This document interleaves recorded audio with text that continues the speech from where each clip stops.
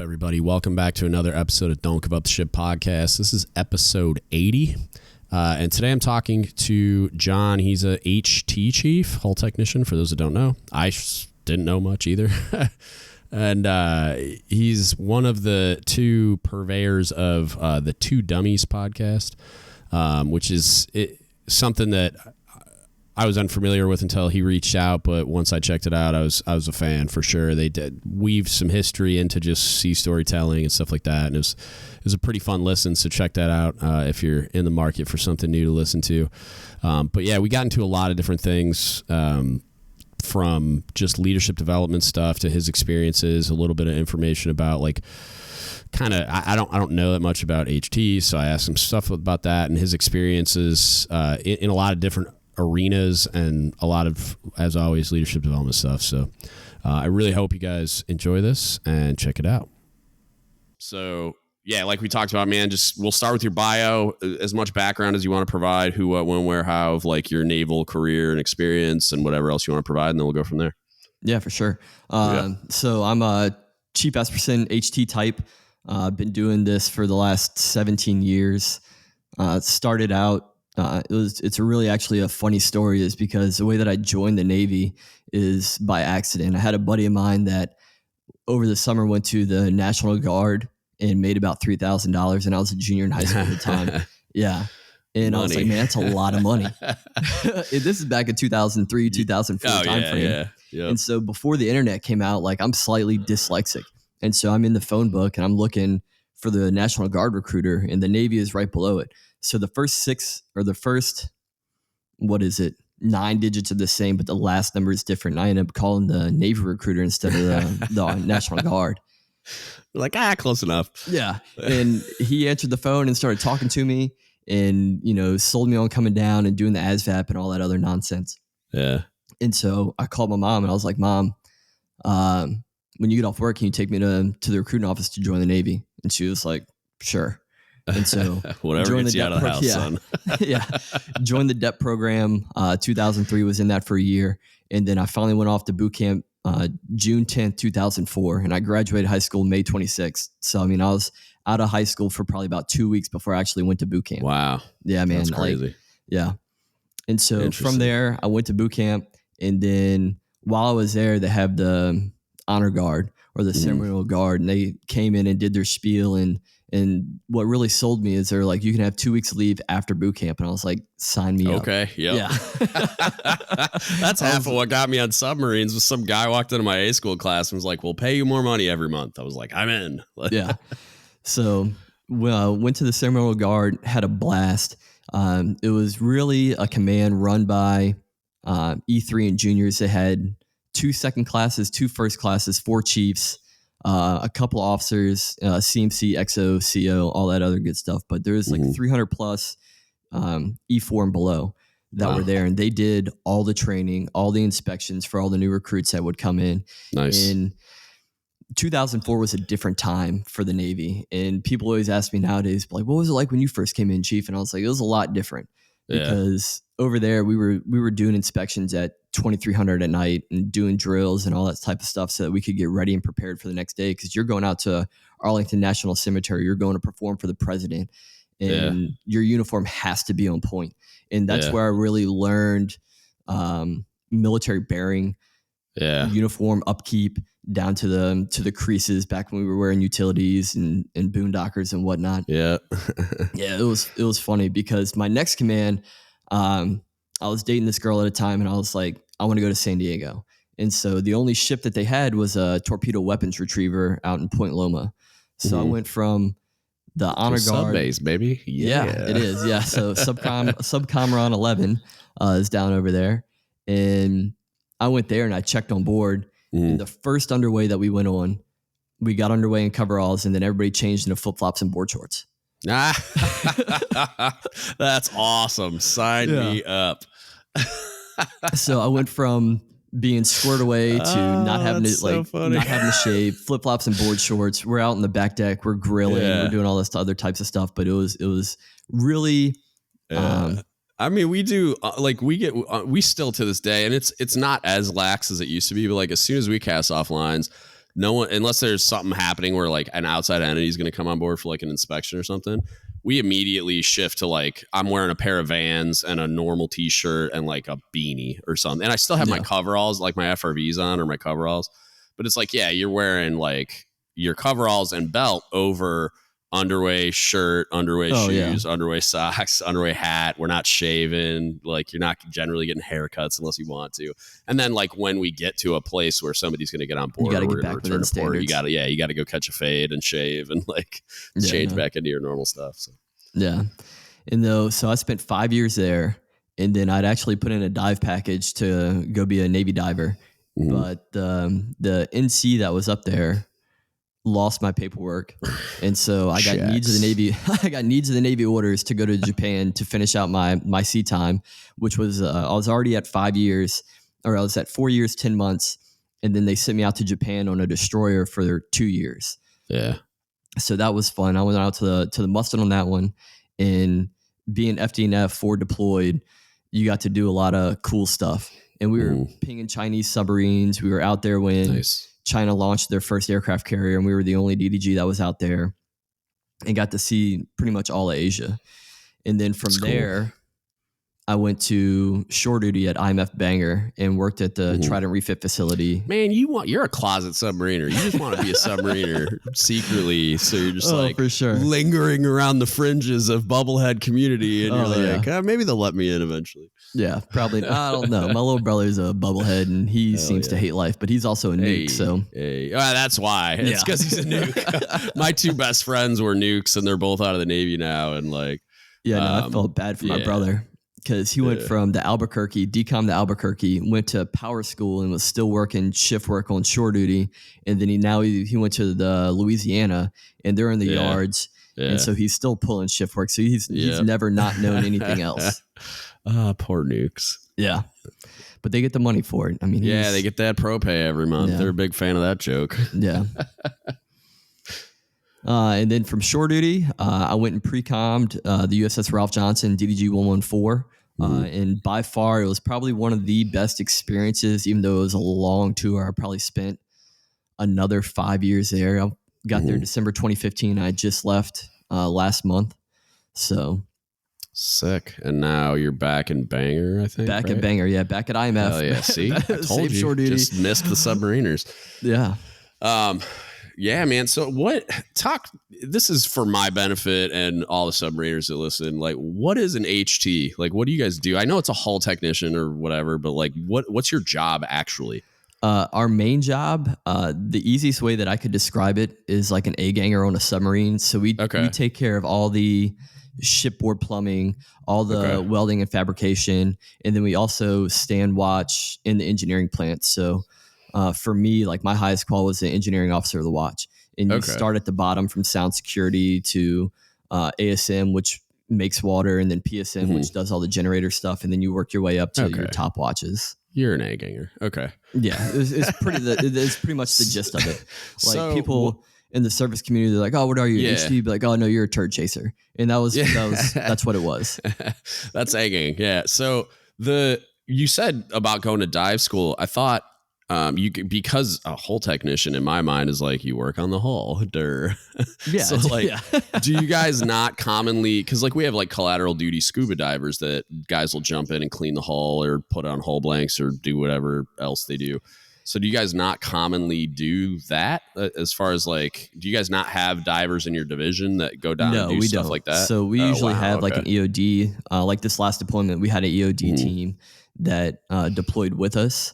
Really? And so, like, if anything happened, they were the ones that would go under and do all that stuff. Yeah. Okay. There's just too much stuff for, like, surface guys to go to dive school and that also be a collateral duty. Like the SAR swimmers that we have, they get pulled to and fro all the time to go do SAR stuff, or they have to do their requals, or they have to do so many dives, and it just takes so much out of them that having an actual diver. And then two, like, I don't know if y'all have like a hyperbaric chamber on board or whatever it is. But no, we don't. Like our breathing air is probably different than y'all's breathing air that we fill our firefighting packs up with. Yeah, and they do all their dives happen in port only. Like it's not like something that while we're deployed, they're going to dive on the ship unless we're in port, kind of like they're always diving. And most of the time nowadays, like at least on the boats I've been on recently, they don't even do that. Like there's dive lockers and there's a bunch of NDs that everybody's got to get paid things. somehow. Yeah, right. So like I know fast boats still have collateral duty scuba guys, but I don't know how much they do anymore unless it's like GNs they do the SEAL stuff. So they need divers in there to deploy the SEALs, that kind of thing. But anyway, all right. So the other thing I'm curious about, I'm going to start a conversation about good order and discipline is based on your experience in the honor guard, I've had this like idea in my head that we do boot camp wrong, basically, or like even the initial accession training pipeline because of what I see on the Marine Corps side of the house, where they come out of boot camp like identifying so closely with being a Marine and like the idea, even if they're not career people, like when a Marine gets out of the military, they're still a Marine. You know, it's like part of their DNA now. And what I've also seen is just they're still Marines. Like they're still E4 and below that are going to do E4 and below things. But when they're in uniform and they're doing Marine things, you see like they take their uniform appearance very seriously. Even the ones that don't do, you know what I mean? Like even the ones that don't put the extra little bit on top, it's like they always look squared away. And I know there's exceptions to every rule, but like the across a large sample size, I've never seen a Marine that I've been like, wow, like you look like crap. Oh yeah. You know what I mean? And so and they've always been like, I worked on an Army base where it was like kind of a joint environment, but it was primarily Army. But there are Marines and airmen and guardsmen, and there's everybody there. And I interacted with all of them all the time. And the only ones that knew who I was, like I would get greeted as chief or senior chief when I was there. They knew exactly who I was. Marines never saluted me by accident or any of that dumb stuff. Like where everyone else did, nobody had any idea what I was, especially when I was in my khakis. So they would just salute me just in case. And it's like Marines greeted me by title. And I'm just like, you guys just do something different there. So I'm wondering like how you feel about your experience with the honor guard, like how different that made you going into the fleet, and like how did you adjust coming from that really rigid like environment where your uniform's got to be perfect all the time and you can't mess up any of the military drill stuff, and you're very, you know what I mean, like that type of an environment transitioning into the fleet where it's like, because I feel like even now we prepare sailors for a fleet that doesn't exist. Like you're not calling anybody petty officer on a ship. Like it's just, it doesn't happen. And then like the good order and discipline just gets lit on fire. So like, and I don't even know what it's like now, but like based on the only context I have, which is my experience going through, we were taught about a Navy that wasn't real, you know what I mean? But it wasn't done in a way that like it was built into our DNA either. Like it was important. Like I remember getting my Navy ball cap and feeling like really like I accomplished something, but whatever those Marines have, I didn't leave there with that. You know? Yeah, I mean? No, exactly. Yeah. In coming off of sea duty, right? It's very frustrating and disheartening to see, our sister branch, the Marine Corps, have that type of military bearing.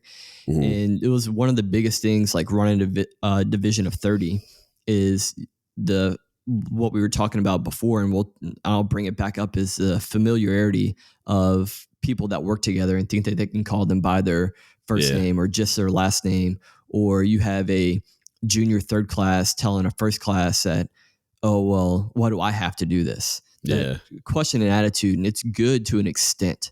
Mm-hmm. But coming from the honor guard, going out to the fleet, people gave me a hard time, and I was not harassed or made fun of, but it was just because I was different. Like my boots were always polished. I was that guy too. And it's just one of the things that I took pride in. I took pride, and that's probably what it is that people don't take pride in their job, or we as leaders don't instill that pride in our junior sailors. Yeah, I think that's where the accountability lies. Is like as leadership, we don't do the job necessary, because like all it would really take is going and finding out how they download that into all those Marines coming out. Because on submarines, I think that a lot of the guys I've worked with take a lot of pride in how they do their actual job. Yes. But they don't take any pride in their uniform appearance. They couldn't care less. Like if you told them the next day they could just show up in board shorts and flip-flops, they would do it. And they'd still probably do their job pretty well. But like there's something to be said for that, like the military bearing and professionalism and uniform appearance stuff that just makes a more professional organization, makes like the things work better as far as like a military unit goes. And I guess the question becomes like, how do you even do that? Especially because even if they changed boot camp, right? Like, so if we were able to just copy and paste Marine Corps boot camp and just make it a Navy boot camp, just like it, then you're still turning out these sailors that are going to a Navy that like doesn't work in a way that is going to be conducive to like them holding on to that. So it's almost like you would have to find a way to like at least fix the culture enough in the fleet to then start introducing these like reprogrammed sailors from boot camp into, you know what I mean? Like, I don't know how you would go about fixing, because I feel like Marines have been like this since forever. Like, well, and, I feel like here's the biggest thing that I was just thinking about is that the Navy that we know now, like I've been in for 17 years, you've been in for 20 years. Yeah. We've never been in harm's way. The Marine Corps is consistently going out and fighting for their lives and putting their lives on the line. So they have a different mentality and I'm sure it's the same way on submarines. When we go underway or we go out on deployment, you don't really know what's going on. You're not boots on ground going to shoot bad guys in the face and protect your life. So I think the mentality is different in that aspect. And one of the biggest things like that we talked about in the mess is the political side of it. And not saying there's a need for everything. And I'm not going to put down any of the programs that the Navy has, but I think that the Navy now is going more business-like and trying to put all the checks in the boxes as far as equal opportunity for everybody. And that's great, but there's a time and a place for it. And one of the conversations that me and my dad had is my dad read an article about how one ship couldn't get underway because they didn't do all their GMT trainings. And it was like, why is that the emphasis when we need to be worried about being attacked by whomever? Because like we were out off the coast of Hawaii and we got pulled back because there was a Russian submarine that was lurking around Hawaii. Right. And so are we ready to train or are we focusing more on putting checks in boxes? Yeah. And so I don't know how much of it is the, like, you're not in harm's way thing, because like, I don't know. So it's kind of twofold. Like on a submarine, you're always in harm's way because that thing's trying to kill you like 100%. There are, but how many of the sailors actually know that? And that's what I was going to say is like, so I think that we could do a far better job of making them realize that, because they realize it when something bursts into flames and they have to deal with that. But then it's like, you kind of forget because we generally deal with it so quickly that it's not a big deal. Not everybody was involved. Like, so it's not as big of a deal. But then I was at part of submarine special projects. And so like the mission there that I can't go into details, but you can imagine. Like, well, I worked on the Jimmy Carter project last time I was at IMF. So I know some of the things that you're probably talking about. Yeah, but you don't have to explain to anybody in that entire like orbit that the mission is important. You know what I mean? Like you don't have to do any work to make them understand that like when crazy things are demanded of you, that it's really important and that the mission is critical and that their efforts are making a difference in all these things. So like there's a certain level of like discipline and just like dedication to the cause basically, and to mission accomplishment in general that is just like default. Like you don't have to inspire that. But then like conversely, on a ballistic missile submarine, it's almost impossible to get anybody to believe in the mission, because when you're actually doing it in practice, you're punching holes in the ocean at 5 knots doing nothing. It's incredibly boring. Like, you're just existing just in case. Like, that's like your whole mission. Like, that's it. Just in case. Like, you exist just in case. And it's almost like impossible for you actually to apply your trade and do your mission. You know what I mean? Like, the chances of you actually having to do what you exist for is so infinitesimal that it's like you're just kind of there. And, it really is, and it just becomes repetitive, and that's like the same thing as the check in the box. Like, I'm sure you have the FTs, the fire technicians, and we have FCs who do all the Tomahawk missile type stuff. Mm-hmm. And on deployment every week, they would have to run these mission packages. And it just becomes so repetitive that they're just going through the motions. Yeah, and that stuff's different though, because it's like that stuff has a way higher likelihood of happening, because like my very first Westpac, we launched Tomahawks at Iraq. And so it's like, it's this abstract idea until it's not, you know what I mean?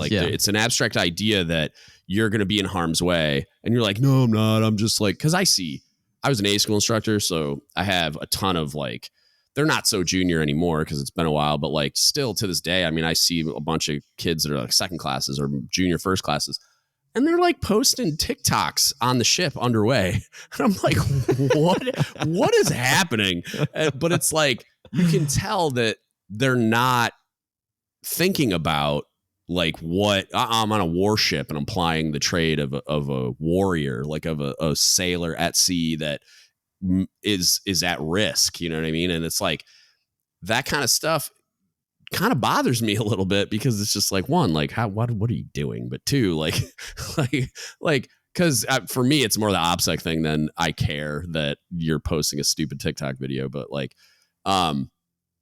it's that no one takes the time to make them understand the gravity of the situation. Cause like, I don't know how familiar you are with Jay Bell, but like he's all over Facebook and posts all these things all the time. And you can tell that he is very involved. And I would imagine that by default, his Chiefs mess is very involved in reminding everybody like what we do and why we do it. And that it's very possible that a missile could be inbound at any time, that like something could happen, that we could get called to go do a thing that, you know, like the coal bombing, or like there's all these things that it's like you're at risk all the time. And it's like amplified for me on a submarine. It's like, cause I don't need any outside catalyst. It's like the ocean's trying to get in the people tank all the time. There's pressurized hydraulics and air and like water that's like being boiled by a nuclear reactor that's like everything's trying to kill you all the time. So it's like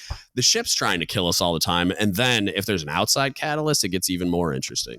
So it's like, I think that if we did a better job of consistently reminding everybody like what we're doing and why we're doing it, almost like if we ran drills, but when we ran drills, we ran like scenarios that were based on real life, and we explained the history and context and what happened, and that like people died when this happened.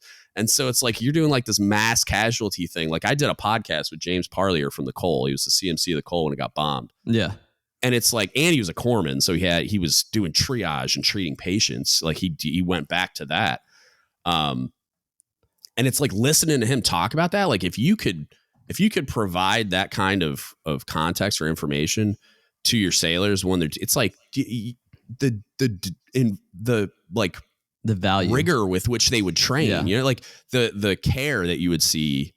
It's like I don't think it's that hard to like leverage that that motivator in people, like to push that hoo-yah button in that way. You know what I mean? Like, oh, for sure. Like use that type of stuff to make them realize that, because I did it on a BN sometimes and it worked. And it, like I would act as the Cobb sometimes. And I remember going in and talking to missile techs, and they were all beat down. They had a bunch of like procedural violations and stuff that had been going on. So like the morale was not high. And so like I went in with the XO and they were doing a brief, and we were just monitoring the brief as part of the corrective action. Like me and the XO had to be there. And so when it was done, like I just looked at them all and was like, hey, like look at what you're doing. Like look at what you're in charge of. Like you are world destroyers. Like, you have an awesome responsibility, and like just kind of gassed them up, like, and it worked. And you wouldn't think it would work, because it sounds kind of cheesy in the way that I'm saying it now, but like I just gave this like speech, and like they got fired up, man. And like, and then when I walked out, the XO was just like, that was awesome. Like, and it's everybody, even when they're like the salty, bitter, jaded, like meme site sailor that's like nothing will motivate me, all I want is my DD214 blanket. It's like, I bet you I could push your Hoo-Yah button and you get gassed up. Like, I bet you I could. Like I bet you I could. And it's like, even those people they respond to that stimulus. So I'm like, I feel like we're missing out on a lot of value there. There is. And that's one of the things, like when you brought up the realistic training, the last 3 COs that I had on the DDG, their biggest thing was like, being a HT, and a little bit of a backstory. My buddy, Dustin Nordahl, who was the damage control chief, he ended up losing his leg in a motorcycle accident. So I took over. Yikes. Oh, okay. And our COs were make it realistic. Yeah. And that was my biggest thing is I would take out entire P-ways and like, look, you got to figure this out and find out how to fight this fire or how to control this flooding.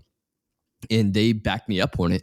And the way that I trained was very hands-on.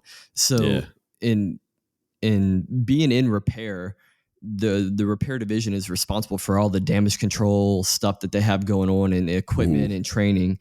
So I would just make sure that that everything was realistic, and no matter what was happening, that I was in the guys' faces, making sure that they understood the severity of what was going to happen.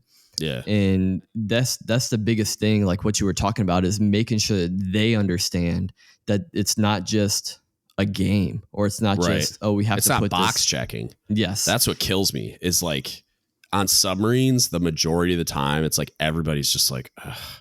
And it's like, it's box checking. Like you don't get robust training almost ever. It's like just this robotic box checking. And a lot of times you got to rerun drills because the chain of command gets pissed. And they're like, that was garbage, we're rerunning it. Or like something will happen, like we'll cross some red line where somebody does something stupid.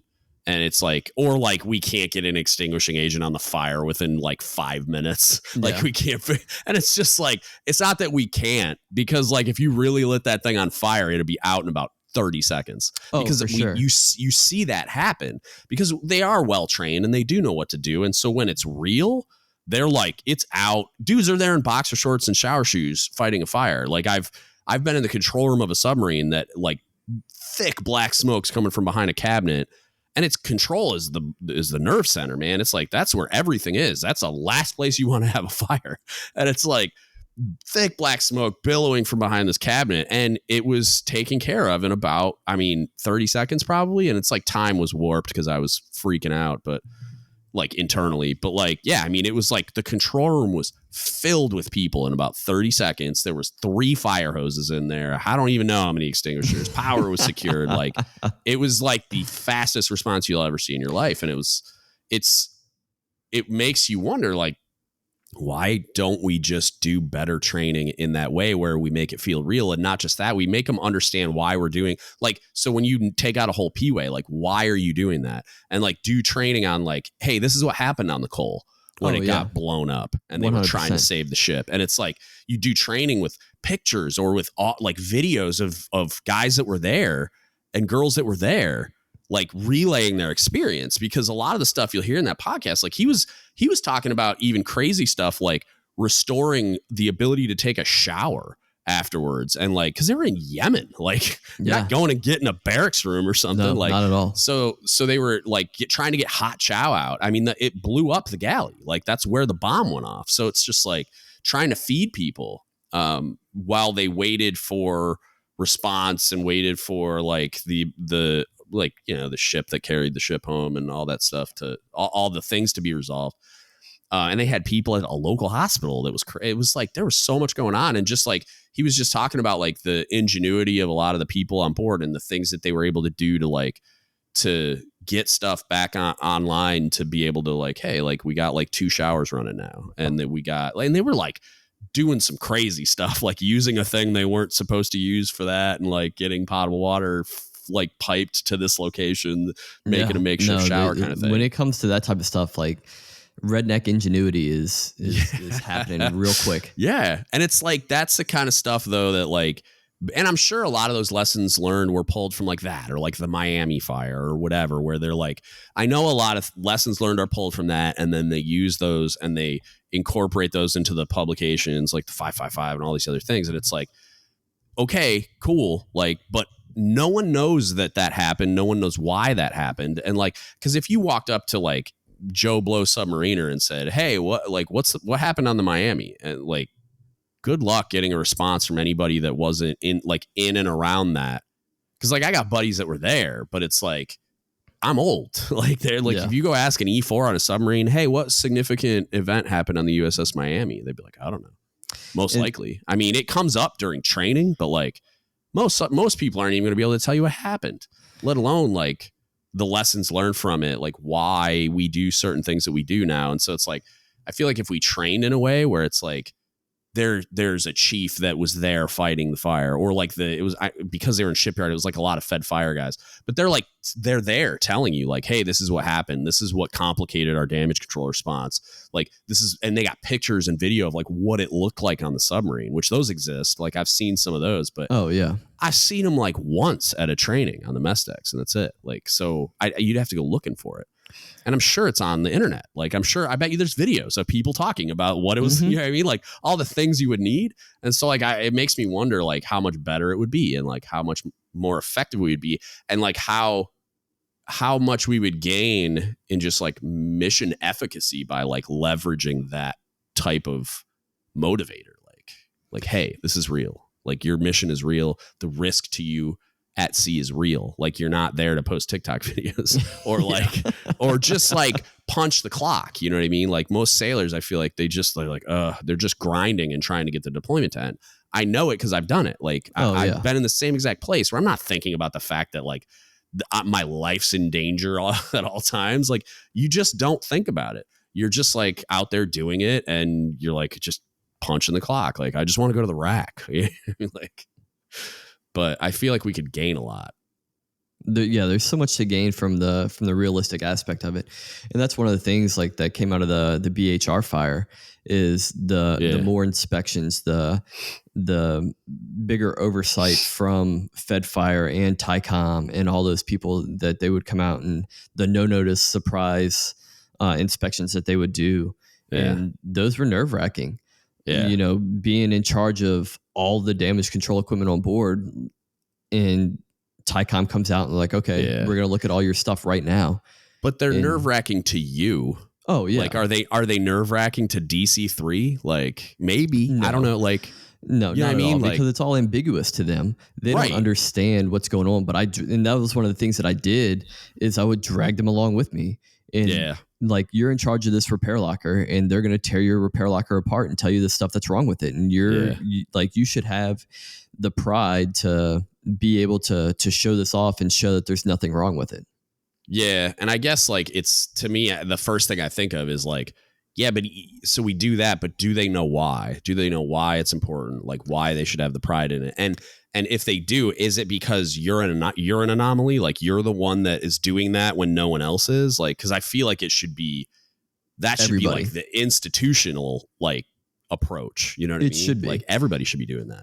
And there's certain things, right? And you can go back and forth. I feel just like when all the ATFP stuff happened, it was a knee-jerk reaction, and then now that the BHR stuff happened, and then there was a ship out in Virginia that caught on fire in the yards also. It's not just a knee-jerk reaction, but they're shifting the focus of what they're doing, and we just need to find a common ground is what it is. Yeah. Interesting.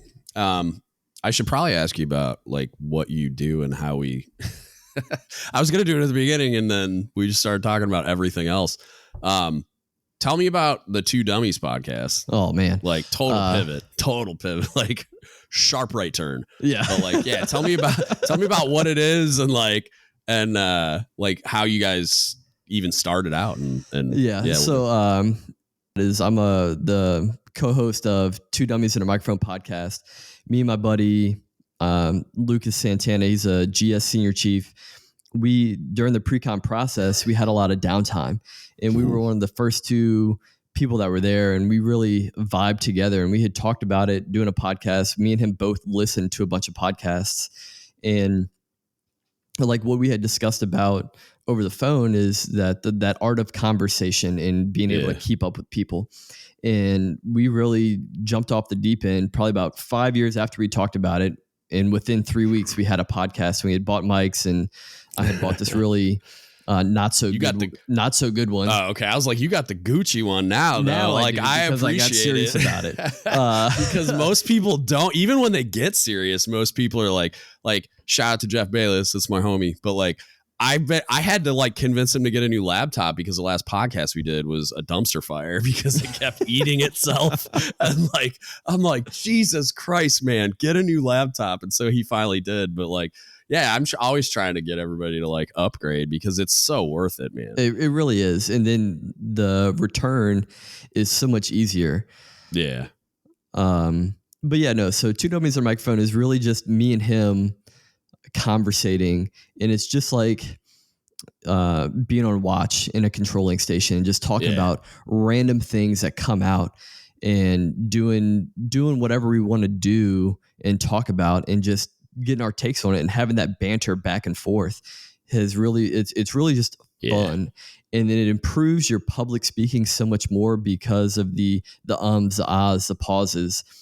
Lessens so much. And it's so much, and not saying that every chief or every leader should go out and start a podcast. I mean, if they want to, you can hit me up at Two Dummies and a Podcast. Yeah, you should go on a podcast. And get some tips and pointers. But being able to speak in front of people or being able to speak for a long time takes practice. And it does, for sure. That's one of the things me and him both kind of wanted to get at, is just to do something fun for the both of us. Yeah. And I was telling you the other day that me and my other buddy started a different podcast, which we haven't released yet. Okay. But that's What's the aim of that? We're both HTs, so it's called Idiot Friends. And it's really just like two dudes hanging out and just talking, just like you would sit around in like a backyard at a fire and just hanging out. Yeah. Like it's one way. Like I told him, I was like, and you've probably done this in your career, or other people have probably done this in their careers, that they make friends, but then they never call them. Yeah. And people are really bad about keeping in touch. Yeah. And he's a really good friend of mine. And I was like, dude, we're going to sit down at least once a week or every other week. And we're just going to sit here and just talk about what's going on with our lives, what we find crazy on the internet, and just our take on it and our spin on it. And it's really just a lot of conspiracy theory type stuff, weird and wacky laws, whatever we feel like talking about at the time is what it's going to be. And if people want to listen to it, that's cool. And but it's just one way for us to stay connected. Yeah, no, that's cool. And that's what's interesting about this is, so in the last year and a half, probably, the whole COVID thing obviously like where it made friends and family hard to access, right? Obviously I could FaceTime and call or whatever, but that and like, so I had cancer this last year, and oh dang, like, so there was a bunch of tomfoolery in being treated, and it was like I'm fine now, like I'm on the road to technically being cured. They have to monitor in remission like 5 total.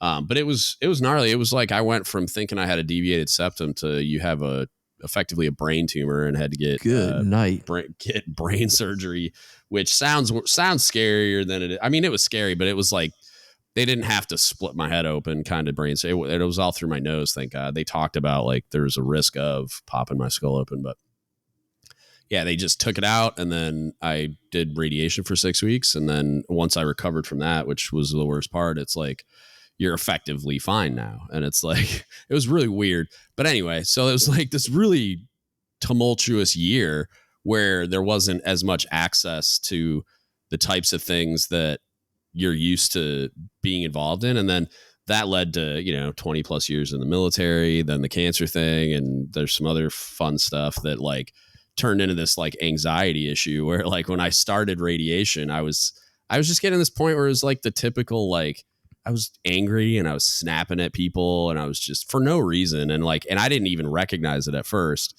And then my wife like was like, all right, cause I recognized it right before she said something. Cause I remember I had just started radiation. I was like 2 treatments in. So I wasn't really feeling the effects yet. Yeah. And I felt really good because they took the freaking brain tumor out and fixed my nose so I could breathe and I was sleeping better. And so I was in the bed of my truck shoveling dirt for like a garden bed out of my truck. And this little neighbor girl, I mean, she's probably 12 tops. And at the time, I don't even think she's probably younger than that.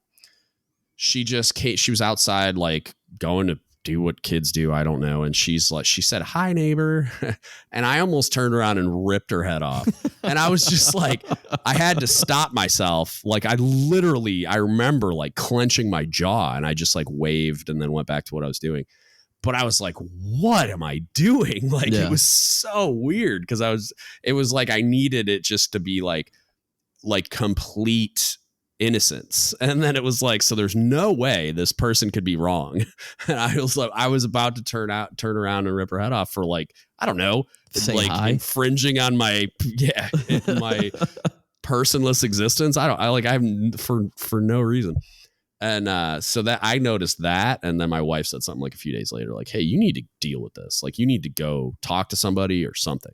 So then I did, but it was like, what I noticed we had our wedding finally, like, cause it was scheduled and then the cancer thing happened and blew everything up. And so we had to reschedule our actual like ceremony. Uh-huh. And so we did that. And like people came into town and we did like a dinner the night before and stuff like that so like all my favorite human beings are in the same place at the same time. I haven't seen my family in forever.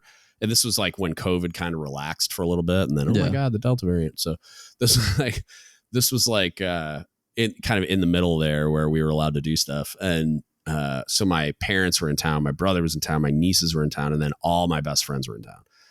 And so it was just like, we did that dinner and I remember I was nervous about the wedding ceremony, like how I was going to deal with it. Cause I was still kind of a dumpster fire. Like I wasn't doing well interacting with people and like being in front of a group of people was like the freaking last thing on earth I want to do. I'm like, I hate it already. Like it's already something I don't like, but like I was in a bad place too. So I was just like, I don't know how I'm going to deal with this. But the dinner the night before, it was like the happiest I'd been in over a year. Like it was the access to those people and talking and catching up. And it was like, cause like my best friend is a chief on the Constitution.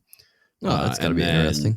Yeah, it's sick. I see he posts these crazy pictures in that old timey uniform and he gets to do all this cool stuff. It looks like a sick job.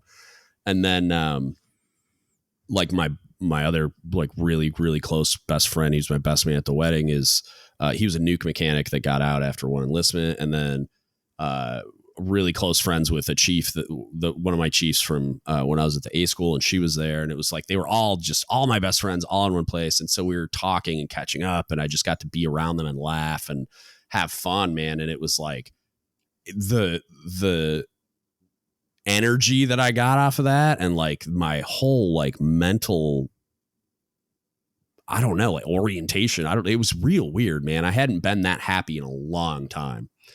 And so it made me wonder how much of that was just the lack of access to those people. And it wasn't like I'm not good, like you were saying about getting on the phone with those people and just catching up.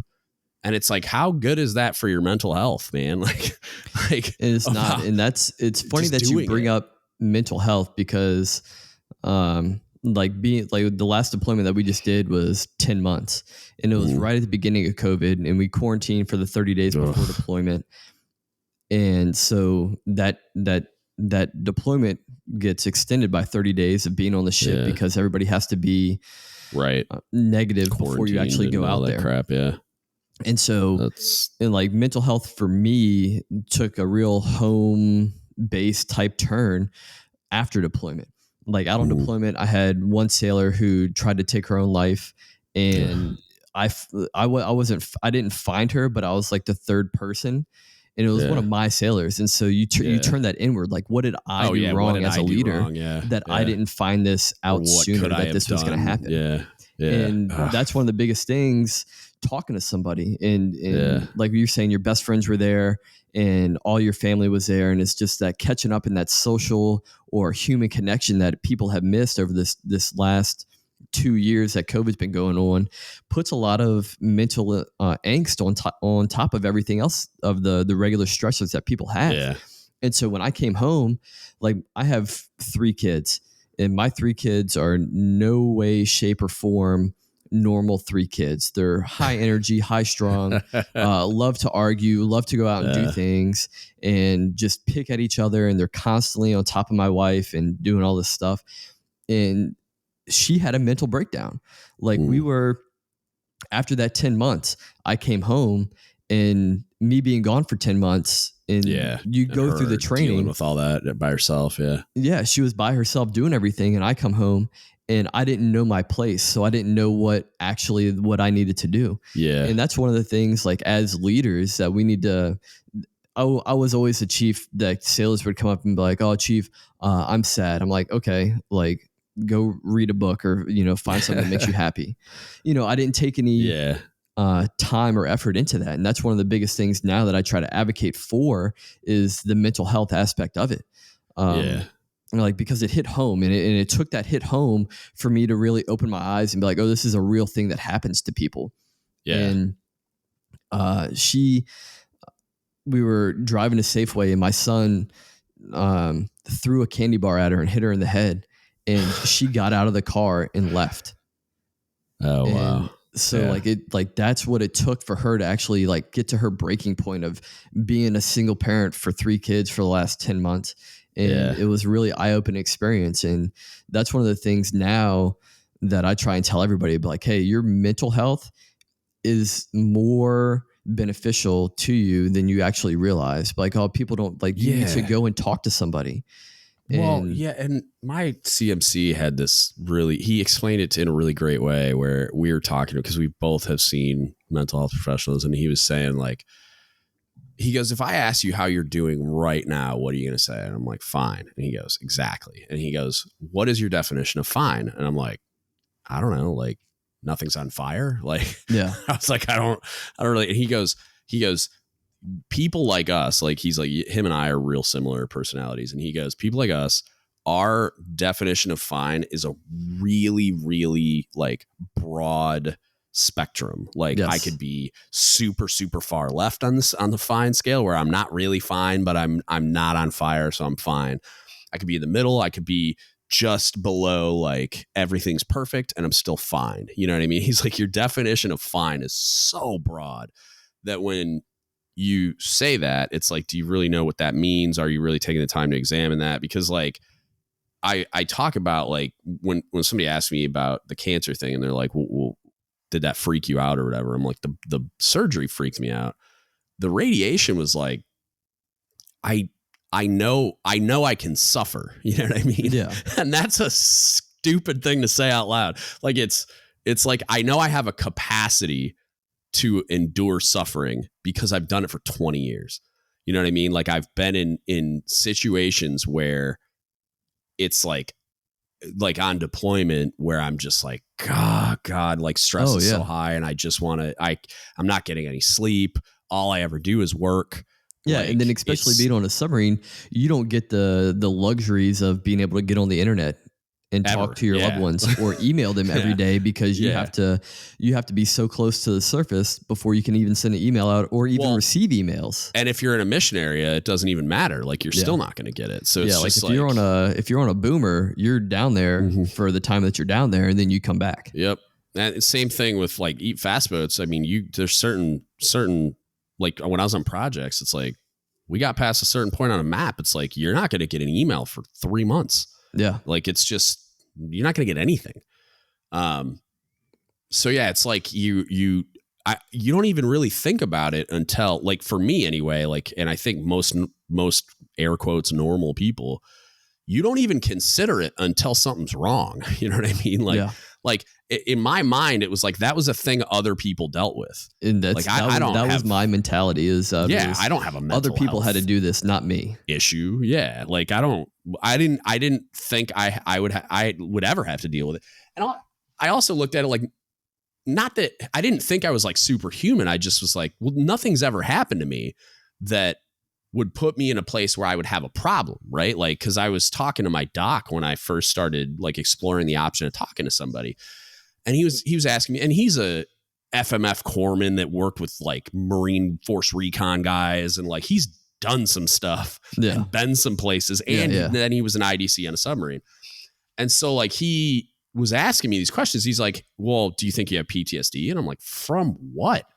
And I'm like, dude, like I never, and he was like, well, what about projects? Like, did anything crazy happen? I'm like, I mean, yeah, but not like that. I wasn't getting shot at. I wasn't getting blown up, and everything worked out, right? Like where it was like, I don't have a story about how somebody died or like I got buddies that were on the San Francisco when it crashed into an underwater seamount and people died.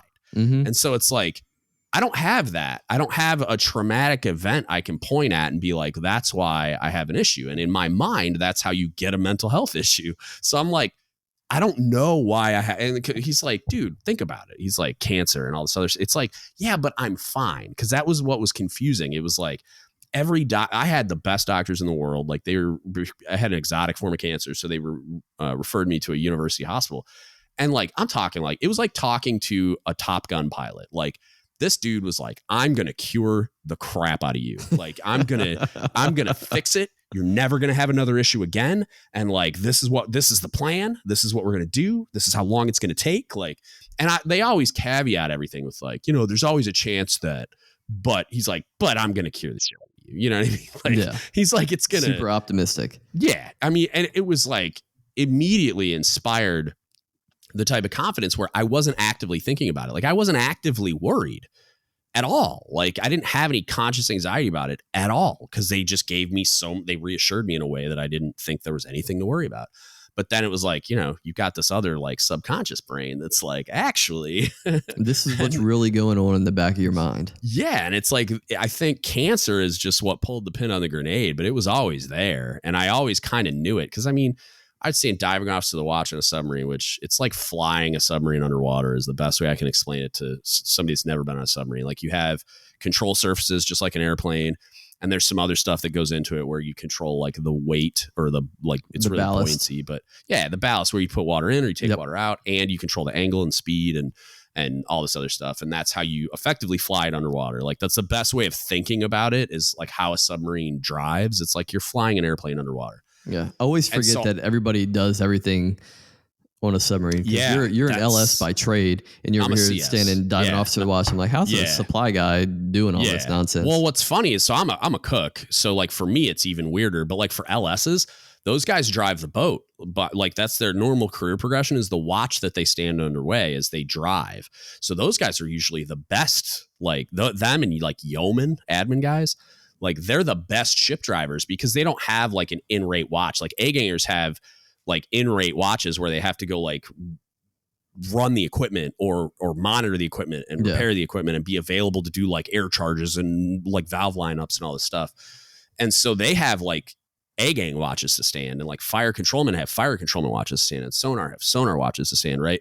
But like admin guys, they don't have a watch stand. They just have to like do admin in their off time. Do some like LSs and then drive the ship. So their normal watch is driving the ship. So their first 4 years on a submarine, they're driving the ship. That's all they do. So they're like really, really good at it. Yeah. By the time they get to a point where they're qualifying senior supervisor watches, cooks don't do that. Cooks have a watch to stand. We're in the galley cooking. Oh, there's only like 3 y'all on board. Well, there's like 6 of us, but yeah, I mean, it's your 12 hours a day, 7 days a week. The amount of people that y'all actually have to feed 3 times a day or 4 times a day. Yeah, it's like all we're doing is cooking food, and then all of a sudden I'm in control, and it's like we skip the driving the submarine part. So I had to figure out how to be a supervisor of the people that drive the submarine without ever having driven the submarine, and it was way harder than it is for like guys like LSs, but yeah, I mean, when we would do, and I think part of the reason I had so much anxiety about driving the ship, like as the dive, was because I had never driven the ship as a CS2. So it's like, I didn't know what I was doing. And I constantly had this like complex about like, I was never prepared. I never felt like an expert, even though like I was like, I had all these smart people telling me I was really good at it and I had a high level of knowledge and all this stuff. But it's like, because I didn't have the experience, I just felt unprepared all the time. And I felt like I was at risk of doing something stupid. So like, it like kept me up at night. Like I would read the night orders the night before, see what we were going to do on my next watch, study. But then it was like, I was just freaking out, man. Like you have to take the ship to periscope depth. It's one of the most dangerous things we do. Yeah. I'd have to do it like once or twice a watch. And I'm just like freaking out. Like, I'm like, this is the day that I'm going to crash into something and kill somebody or just destroy the ship or whatever. Yeah. And so I had a lot of anxiety about that and a bunch of other stuff. And it's just like, I think the pin on the grenade got pulled when cancer happened. And that was just what like made my brain go, all right, we really need to hard reset and deal with this. And like it turned into a dumpster fire. And so like, but it was real weird talking to my doc where he was just like, dude, like go talk to somebody. He's like, it doesn't even matter what's going on. It's like, it's going to benefit you. He's like, I've done it. I know a lot of other people have done it. Everybody has universally good things to say about the experience. So he's like, I think you'll benefit from it no matter what. But he's like, you also like in explaining my experience and like where he was kind of probing me, trying to figure out, well, what's going on. He's like, I know what you're doing, but he's like, everybody does that. Like you're just saying like, I'm fine. I'm not special. Like nothing crazy happened to me. Like I'm all right. Even guys that have gotten blown up and shot at, like all their friends got blown up and shot at too. So they're like, well, I'm fine. Like I don't have a reason to, you know what I mean? Like, and so, and I'm not comparing myself to that experience, but he's just saying like, dude, there's stuff there like that you're not going to recognize because of course you're not. You're not a mental health professional. You're not impartial. Like you're not detached from the experience to be able to recognize what's going on. Yeah. And then you don't want to self-realize that something's wrong with you either. Right. And that's what's so bizarre. And I'm like, dude, I like to fix things. I'm that guy. So I'm like trying to self-analyze and like figure out what's going on there, which I think can be really healthy in a lot of ways, but not in this one. Like, so I go talk to this dude and he's a lieutenant that looks like he's 12. And I walked in the room and was like, oh, this is going to be fun. Like thinking to myself, like, this is not going to work. And he's amazing. I love talking to him. It's so weird. I thought it would be like, can you go find like a full bird captain? Like, can you find somebody my age? Like, can you find somebody with some experience? Yeah. Can you find somebody that can grow a beard, please? Like, but this dude, he's amazing. I love talking to him. Like, I immediately was like, oh, I left feeling better and like, not like cured, but like better than when I walked in. And it was awesome. And I never thought it would work out, but like this dude's amazing and I love talking to him. So it's really cool. And it's like I talk about it a lot on the podcast on purpose so that people can understand that like it's normal. And like I have a top secret security clearance, man. Like nothing's in jeopardy. Like I talk to him probably every 2 weeks. I'm on travel right now, but yeah, every 2 weeks I got his phone number. Like I can call him if I'm in crisis or whatever, which, I mean, I'm a lot better than when I first started. So there's not really a high risk of that happening unless something crazy happens in my life, I guess. But, but yeah, man, it's like, it's one of the best choices I've ever made in my life. And unfortunately it took me until I was a dumpster fire. Like it took me getting to that point to realize that it was a good choice. But it's like, I feel like I had buddies that were retiring that were like, dude, go do it. And they didn't even know what was going on with me. They didn't know I was sick. They didn't know that I was having a hard time. They didn't know anything, but they were just guys that were retiring that somebody convinced them to do it. And so they were just like, dude, I don't even care if you think you're fine. Just go do it. Yeah. Like I'm telling you, like you'll benefit. And so that was what was interesting is like, I wish I would have done it sooner. Like I wish I would have done it when I was on my last boat or even before that. I feel like I probably needed it and I probably would have benefited from it. Like not even probably, like I know I would have benefited from it. Yeah. I just didn't think I needed it because I wasn't the guy that had mental health. Like, oh, I'm fine. I'm resilient. I got broad shoulders, you know, and like that's that one of the biggest things like that we as leaders preach is the resiliency to the junior sailors and being able to ask for help when they need help. And then it takes us 20 years before we even start to think about that. Yeah. And it's man, it's hilarious how much of my own advice I don't take. And it's like, yes, my wife does that. I feel like to I'm me. in the same boat on that one. Yeah, my wife will tell me, like, take your own advice, honey. And because she listens to the podcast sometimes, especially when I'm away, like, she just, she feels that she can stay connected with you. Yeah, it feels like I'm there kind of thing. And so she'll tell me, so she's familiar with a lot of things that I say. She's like, take your own advice, honey. I'm like, damn it. Why did I start a podcast? Somebody's got to call you out. Yeah. Somebody's got to call you out.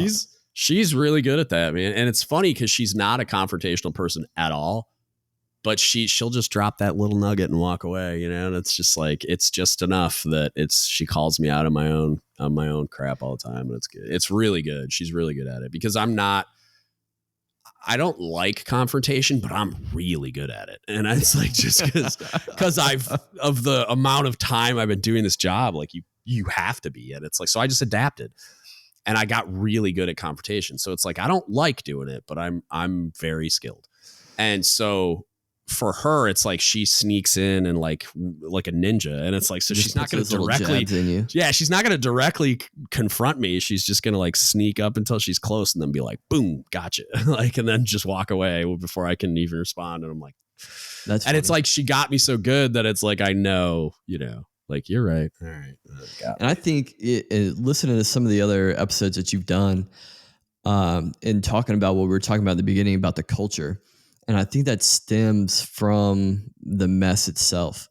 Like when I did my checkout when I left the ship. What? The Chiefs mess dictates the culture in the Navy? My CMC she's like, what's wrong with the mess? And I was like, so much. During season, everybody talks about, are you going to be able to call me out if I'm doing X, Y, or Z? And then no one ever does it. Exactly. Yeah. And everybody wants to be the alpha in the mess, but nobody wants to actually say anything about it. And when somebody does say something, and that's where I feel like I didn't get blacklisted, but everybody thought that I was off the deep end, is that I would say stuff. Yeah. And they're like, well, we can't do that. I'm like, why not? You're the div chief. Do div chief stuff. Yeah. Like, you're not a good leader. Like, take care of your people. Why are your people messing up and doing all this stuff when you're there doing all of it? And people would always look at me sideways whenever I would start talking. And I'm like, they're like, there goes John, just going off the deep end about all this stuff. Blah, blah, blah. Yeah. I was unpopular. Man. I was unpopular because I had a big mouth. And if I'm being honest, there were times that I didn't say what was on my mind, which to people that know me probably think I'm completely full of crap, because I was constantly the one going in, but like, and I don't think we were better about it. I think we're better about it on submarines, like generally, but it's not good enough. You know what I mean? Like, I think it also depends, if you compare them, like maybe we're 20% better. You know what I mean? Like, I think we're a little better about it. Yeah. And it really depends too. Like I talked to my brother, and he's a nuke MM chief. And I'm like asking him stuff about the messing. He's like, oh, I really don't go in because I'm just too busy. And so, true. Nuke chiefs. I mean, that happens. Like there are guys that you barely see them in there. And when you do, it's like, they look like they haven't slept in a week and they're just in there because there's a computer. You know what I mean? Like, yeah, that happens on submarines where it's like, I don't think there's as much like where there's not as much of a mess culture really, because it's like, we don't have time to just be sitting in the mess. Like there's not a chief on board that submarine that has a ton of bandwidth ever. And if they do, it's almost universally recognized by the COB or EDMC, and then they get tasked. You know what I mean? Like, oh, you've got time? Okay. Like, so it's one of those things where it's like, I mean, very, very rarely do you have time to just relax and be in the mess, unless we're in the yard a lot. Then all the equipment's in layup, and like all we're doing is standing duty and waiting for the shipyard to do their thing. And you know what I mean? Then you'll see it. But even then, it's like people just want to go home a lot of times. Like, we'll do more stuff, like when we're in the yards, like they'll or on a 2-crew submarine when we're in, like they call it gold pre-deployment training period. It's just off crew. That's when we'll like do a camping trip or something. And it's like, even then it's like, I don't want to hang out with those guys. Like it's like, I spend my whole freaking life with you already. Like, I don't want to hang out with you on the weekend. Oh yeah. But it's like, yeah, I mean, I think it's because submarine culture is probably different than Navy wide culture and I mean, I'm sure every warfare community's got a different culture, but I feel like a lot of mess culture is probably a lot more similar in other communities, except for like when you get into like weird ones, like the spec war community or like, I don't know, like somebody with like crazy high op tempos and like that you don't have time to devote to some of the stuff that happens where there's chiefs with a lot of bandwidth that spend a lot of time in the mess, which I say that like I know what I'm talking about, and I don't, because I've never been anywhere where that's real.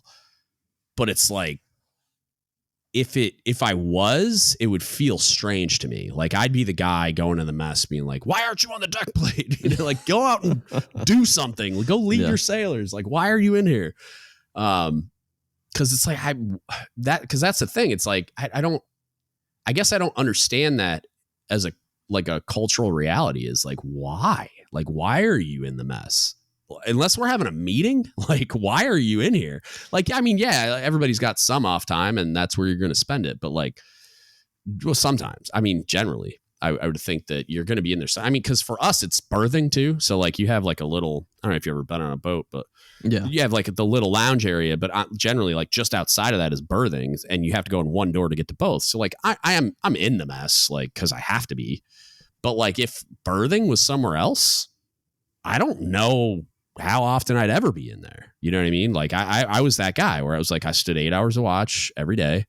And then it's really like 10, cause you have like pre-watch brief and post-watch, whatever, hot wash and all this crap and lessons learned and all that other good stuff. And then you get off and then you do drills or training or whatever, like collateral duty stuff or whatever it is, spend a little time with my division, and then I go to sleep. And it's like, and then I just rinse and repeat. And some days we have drills, some days and I had like all 19 collateral duties and all this other crap. So it's like, I just never had time to do any, like, and there were guys that figured out a way to like sit in there and watch movies and stuff, but it wasn't many, you know, like, and I was only on deployment. It was like, everybody was always busy. I don't know. I've never wrapped my mind around that concept of how that could be real. And then like I guess to get back to the actual point is like the calling guys out is like calling chiefs out. I don't understand why it's ever bad. You know what I mean? Like it shouldn't be perceived as bad. If there's a deficiency, who is going to be able to fix the deficiency? Right. And it's like, but also just the being receptive to the feedback. It's like I get it. Everybody's got an ego. I've got an ego. It's like, I don't like when somebody criticizes me, but I also understand that it's necessary. And I think if we built our culture in a way that it actually was welcomed instead of just saying it and not actually practicing it or believing it, that it would lead to way, way better things, especially if there is a mechanism for, you know, like in the realm of like 360 evaluations or like even a command climate survey like function where junior sailors could constantly provide feedback. Cause like we had this anonymous feedback loop on the boat where it was like, it was an electronic CO suggestion box that would send an anonymous email, but then they expanded it out to like all the department heads and department chiefs, COB, XO, whatever. And so we would get these anonymous feedbacks and like they would sit in the chief's mess and like joke about how like ridiculous they were, because sometimes what you would get is like it was like a Reddit thread. It was like a sailor knowing it's anonymous. They would like vent, you know, like they would their vitriol like would come across. But it's like, okay, but what are they trying to communicate? Like, what's the message? Like, let's pull out of there what they were trying to communicate and think to ourselves, like, okay, what could we do to address this? Is it a problem? Like, what do you guys think? And like actually have a conversation about it. But that never happened. Like we would, I mean, like the COB would talk to the CO about it, but it wasn't like a mess conversation. It was like the COB would just like formulate some response, like a PAO or something. And nothing really generally would come of it. But they would sit in there and like mock it. And I'm like, what are we doing? Like, why? Like, just shut it off. Are we just pretending they have the ability to provide feedback and then sitting in here and flaming them? Like, it's stupid. Yeah. And that was one of my biggest frustrations is like something would happen and then there'd be chiefs in there and they would just be giving that sailor a hard time. And it's for what? Like, they're not in here to defend themselves. You don't know the whole story. What gives you the right to go out and say what you want to say, but they can't say what they want to say to you? Yeah. That's why I'm like, DRBs are not my favorite thing, because a lot of times they would devolve into that kind of a thing where it's like, and I'm guilty of it. Like, it's not like I haven't been in a DRB and probably piled on, but like over time, I kind of examined that and like audited my outlook and approach and like, what are we really trying to accomplish at a DRB? Like, because the PIO process, like the investigation already happened. We've already got a recommendation whether or not they should go to MAST or not. So like, what are we doing at DRB? And to me, it's like, we should be trying to find out like the underlying reason that this sailor had a disciplinary issue, why this is happening, and how I'm going to salvage them going forward. Like, how do I correct this at its root, like cause, right? Like, how do I meet the need you clearly have so that this doesn't happen again, and that you going forward, like everything's good. Like, because like, okay, the thing happened. You clearly violated some red line or UCMJ, whatever, and you're going to get held accountable for it. But that doesn't mean you're a bad person. That doesn't mean we hate you. That doesn't mean you can't have a fruitful naval career after this point. So like, what do I got to do to meet your needs so that going forward, you're a valuable contributing member of the team? Yeah. And I don't think that's the approach 90% of the time. Like, I don't think like they go in there and it's almost like you're just kicking somebody while they're down and then forwarding them to MAST. And it's like, well, what's the point? Like, just delete that. Like, it adds no value. Yeah, I've seen both sides, because the way that we would do DRBs was a fact finding. And all DRBs is supposed to be fact finding, but I think that our CMC, she really ran the DRBs to find out what was the root cause and why these things were happening, and try and get the sailor to self-realize their deficiencies so that they could either course correct or take the option to, continue on the same path that they were going. And it's really all up to the sailor on what they want to do. Right. If they want to make this a career or have a good successful tour and then get out after their 4 years, or if they want to be a complete dirtbag and just continue to do the bare minimum and get away and eventually just end up getting out and not having any of the benefits that the Navy would provide. Right. And what was it? Because like, I like the way you explain that. I think I like the approach, but was it, because I think this is an important piece of it. Was it made aware to the sailor that that's what was happening? Like, did they know when they came in that that's what she was trying to accomplish? Or was it more like, okay, because that's what I think. It's like, it's important for them to get out of what they need to get out of the process, what they need to, for them to have that transparency and know that like, this isn't just like another attempt to add more charges to my charge sheet or something like that. No. It's like, and a lot of sailors, when the truth would come out, they ended up getting extra stuff, but they were at least honest. And that's what's the biggest thing that we wanted, was them to be honest. They'd come in there and be like, oh, well, I was drinking at such and so's house. Yeah. Well, then how did you end up here? Right. And then they would tell the entire story, and we're like, okay, so this is the point that you messed up and made the bad decision. Yeah. Interesting. Yeah. I like the idea of more transparency in that way, because I think that the more they know going in, and then when they see you actually behave in that way, like, and then, because I understand like there are certain parts of the process that are what they are. And so like, if they admit something else after you read them the rights, it's like, it could affect the charge sheet, but it's almost like one of those things where it's like, is it always even worth adding to it and stuff like that? It's like, there's all these subjective like decision points that have to happen during those processes that I feel like we usually err on the side of dropping an anvil on their head. And I don't think we gain as much value as we lose generally. Like it's just like, I think the process is generally handled in a way that just alienates sailors. And so that's why I get so like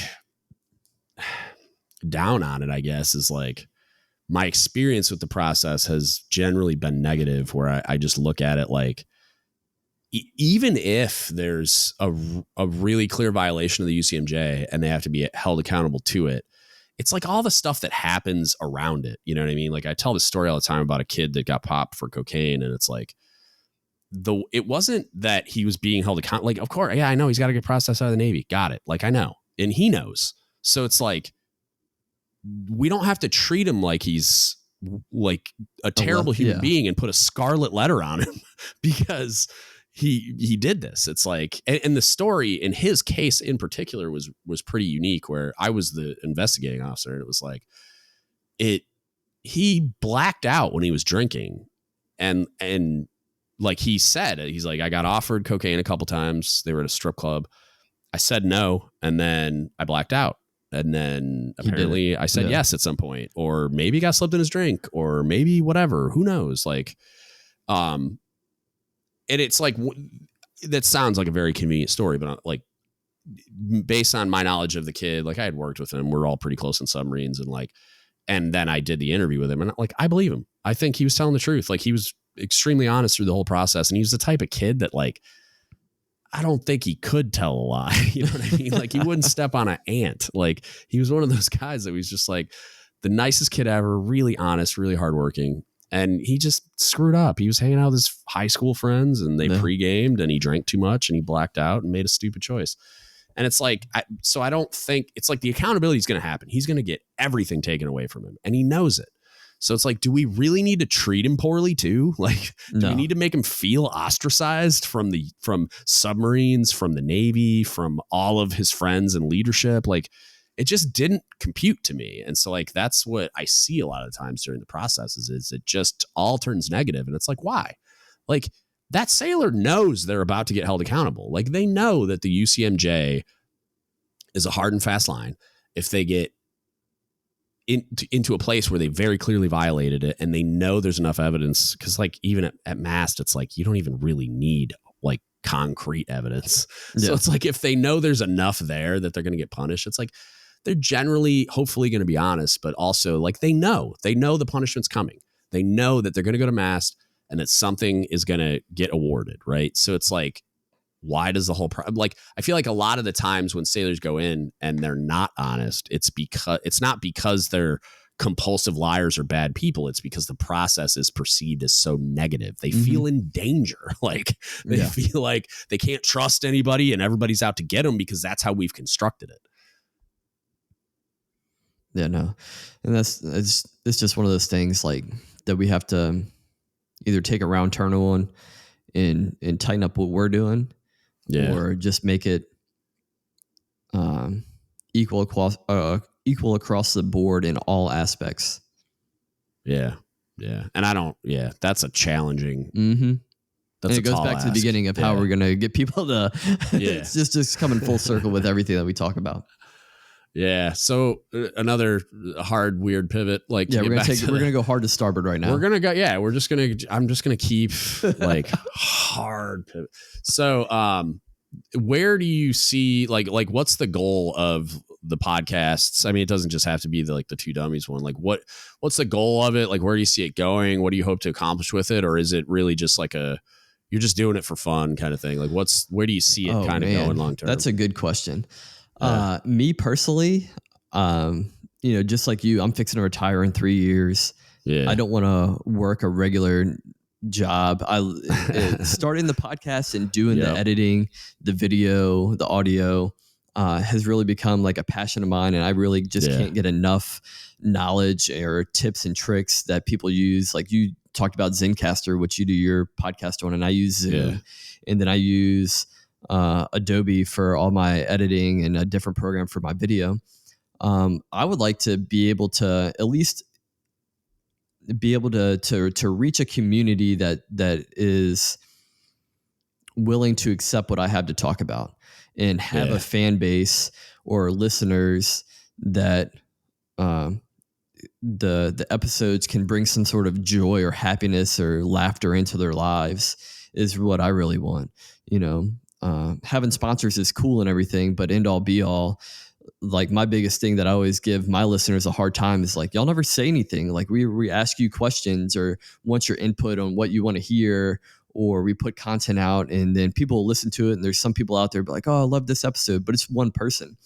Yeah. I just want to be able to reach as many people as possible with just funny content or something that's interesting or whatever it may be. Yeah, no, I feel you, man. That's like, I'm the same way as far as like, I definitely, if I can turn this into a job, I'm going to do it. Like, Yes. and I'm trying real hard. Yeah.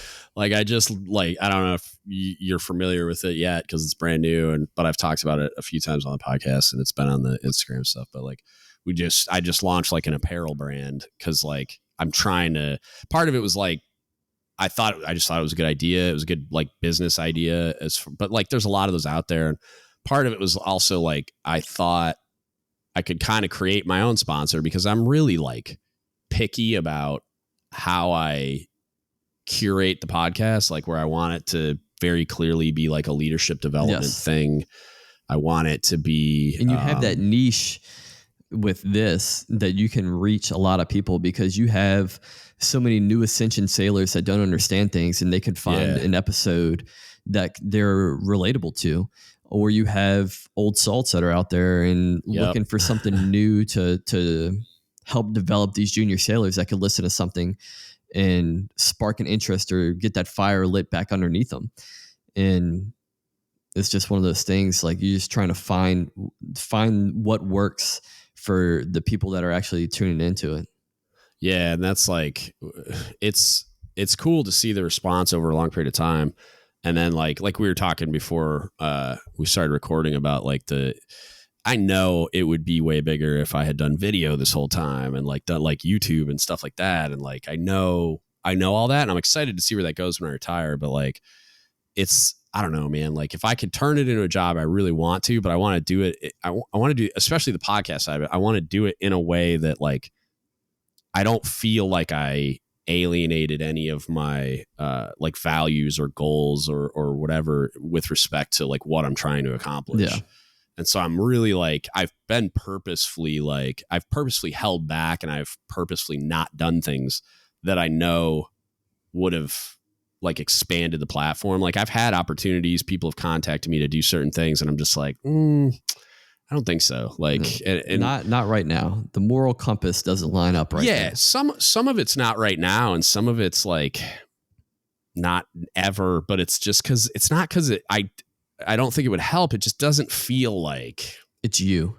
Yeah. It doesn't feel like genuine. It doesn't feel like an authentic representation of like what I'm trying to accomplish. And some of it, it's like, I feel like there's things I could probably do that no one would care. And no one would like devalue or like change their opinion or whatever, like of the podcast and of me and of whatever. But it's just like, as I approach the whole thing, it's just like the reason I feel like it works is because I only do that. And I'm very strictly like, I'm only going to do what I think is in the best interest of the people I'm trying to reach. And that's it. And I'm going to do it in an authentic way that I think is I just think is the right way to do it. Like, and if it doesn't feel like it's the right way to do it, like I'm not doing it. And I've had people be like, try to, oh, you should get sponsors and you should do this and you should do that. I'm like, I don't want it to feel like a product. So I'm kind of like real wary of that, like of putting sponsorship like in the episode. I don't know, man. It's weird. Like, so like I want to turn it into a business, but I'm also kind of like, I don't want to devalue the product, or I don't want it to feel like a product. Like I don't want the podcast to feel like it's anything other than a leadership development resources for these people. So that was part of the whole like DGuts apparel thing was like, well, I can do that. And it's like, that's the thing that's for profit. And that's the thing that I'm going to make money off of. Yeah. And it'll help support the podcast. And like, eventually I will. I mean, or like, you could even do a Patreon.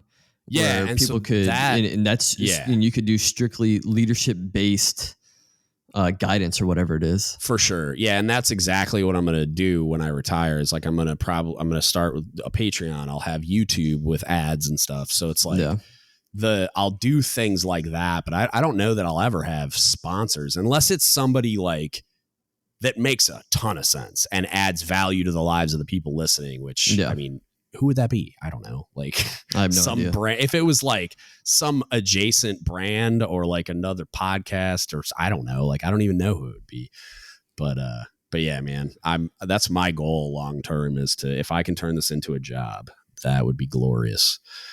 But talking about social media, podcasts, all that stuff, how do you feel social media has affected or given a voice to anybody that's out there? Because I know that you've talked to the TikTok chief and everything that she Christina, went through. She's awesome. And then they have the Navy guy that has this is a comedian. And really anybody that's out there. And then they had, I forget who it was somebody that was making Instagram videos, but it was a guy that had gotten out and bought in a Chiefs uniform and was walking around Walmart in his khakis and just calling people out. How do you feel that social media either has helped or hindered what we're trying to do in the military? I think it's a net gain. I definitely think there's some stuff out there that like doesn't add value, but so like, and a lot of people would point at Christina as one of those things, and it's like, look, the one that went viral, like I get it, and we talked about it, and I told her like I wasn't a big fan of that video, but like when you dig deeper and you see what she does on TikTok, a ton of it is leadership development stuff. Like she is just putting herself out there as a resource for sailors. And she spends a lot of time answering questions and like providing advice. And yeah, she does some like comedy stuff too that people really enjoy because she's making fun of us, which I think is great. I think humanizing chiefs is a good thing. And she's doing that also. But she, like she made a mistake and found herself in a place like a little outside the lines, but like, she understands that and she learned from it and it's whatever. And I don't think it was if you haven't listened to that episode, I did listen to it after we got off the phone. I listened to it that next morning because I just wanted to have some, it was a brutal experience that me and you both have a podcast and we're both in the social realm of being out there and both being chiefs. Like what's your take on it? I think it's a net gain. Like, I think it's good. I get a lot of value from it. I think that, I mean, obviously I believe in at least the podcast part of it. And I use social media to get the word out about the podcast, but it's weird because I've done an episode about how I don't think social media leadership stuff is that valuable. Like the people that, just post like little motivational quotes with a picture of them after they were at the gym or like little like memes with like motivational quotes. And not that like, I don't think they're terrible. I just don't think you're adding that like value. I don't think you're adding value to like the goal of leadership development and education. And then there's some other stuff out there that like the way sailors use social media that I think is wildly inappropriate. I don't, and I'm thinking of examples of that. It's more like people like, I think there needs to be an understanding that when you're in active duty military, especially if you put on your accounts that you're active duty military, that you're representing that branch of service. You're representing the military. Your conduct reflects on other service members and the service itself and our country and everything else. And it's like if somebody, and this applies to men, women, and everything in between. If you're on Instagram with your ass hanging out, it's like, that's not like, that doesn't reflect well. It's like contrary to good order and discipline. It's unbecoming. It's like one of those things that like, and I'm not like, I'll be the last person to tell anybody how to live their life outside of the uniform. Like if you're not in the military, right? If you're not in the military and you want to put your ass on Instagram, go ahead. I don't care. Like, I'm not telling you how to live your life. If that's what you want to do and that's what makes you happy and whatever, I don't care. Like, I don't care what you're doing. But when you choose to serve in the military, like you joined it didn't join you. So you have to conform to the norms and the policies and everything else. So there's that part of it that I think a lot of service members color outside the lines there. But as far as like leadership development stuff, I think it's a really great resource because like it's the whole reason I started the podcast was I was getting questions from A school students after they left and went to the fleet, and I was getting the same questions over and over again generally. Like, so I was like, okay, like we put 1,500 kids through that schoolhouse every year. So it's like, it's a lot volume wise. And I'm like, how can I like force multiply myself? And it stands to reason that if all these A school students, all these CS A school students are having these issues when they get out to the fleet, stands to reason that all junior sailors are having these issues across the fleet. So I was like, okay, so how can I create a resource for these people that, and I also had already identified I felt like there's a leadership development and education gap because this is before NLIC ELD stuff. There was just nothing. It was like PO Indoc. If you're lucky, maybe you stumbled into a great mentor, but other than that, until you get to the Senior Enlisted Academy, it's just nothing.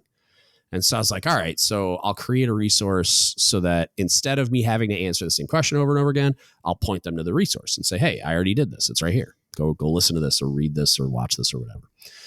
And so I was trying to figure out how to do it in a way that was acceptable to me because I didn't want my face and name everywhere and blah, blah, blah. So I settled on a podcast because I had just started listening to podcasts. This was 6.5 years ago. Good night. And yeah, I've been doing this for a hot minute. Yeah, man. I've been doing this for maybe like 5 months. Yeah. Well, there you go. I mean, you got to start somewhere. Yeah. It doesn't feel like that long, but yeah, I mean, yeah, I look back and it's like, I think we're in year 6 right now, if I remember right.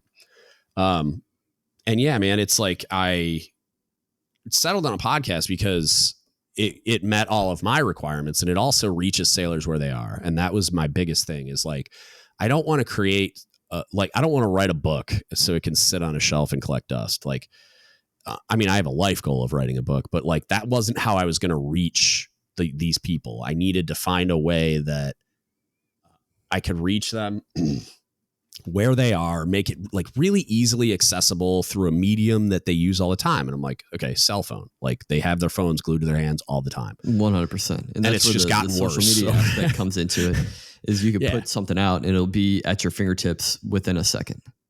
Yeah. And it's easily accessible and they can do it while they're doing something else. Like they could play my podcast while they're working on the ship in headphones if they're allowed to wear them. They can play it while they're working out. They can play it during their ride home from work. They can play it whenever. They can download them and take them to sea with them. It just made too much sense. So that's how I arrived at that.